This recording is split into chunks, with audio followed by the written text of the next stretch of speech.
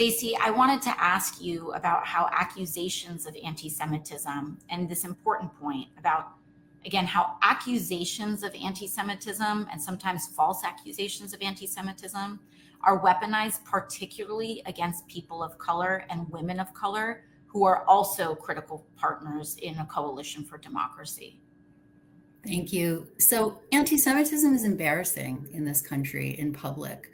I mean, less so in the last few years, and it wasn't always like that. But unfortunately, people use the power of that charge to hurt political opponents. There's no question many people want to protect Jewish safety, but there are others who still can't resist the opportunity to attack their opponents. And there are bad actors using this issue as a weapon in this moment against progressives. It's an issue that fits very neatly into a culture war narrative. And in that culture war, there's a big group of people determined to brand progressives and diversity itself as a threat. It's a dog bites man story. Oh, the tolerant liberals are actually illiberal bigots. And on top of it, this is perfect fuel for the misogyny against women in public life that is already at such a fever pitch, especially women of color.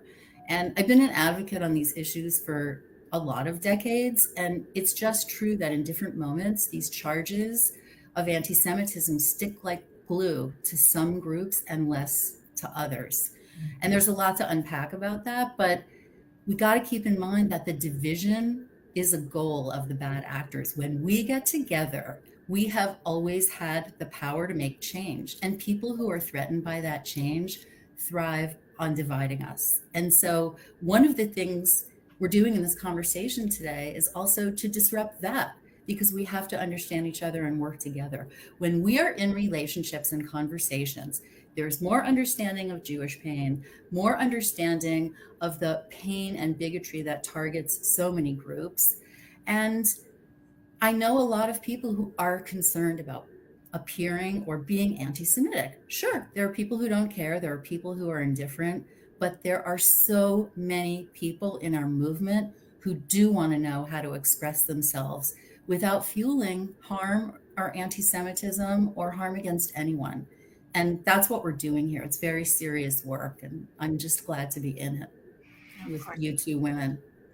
Thank you, Stacey, as am I. And I think that's an important opportunity for us to move to what I think is a really important part of this conversation, which is anti-Semitism in the context of October 7th and the war in Gaza.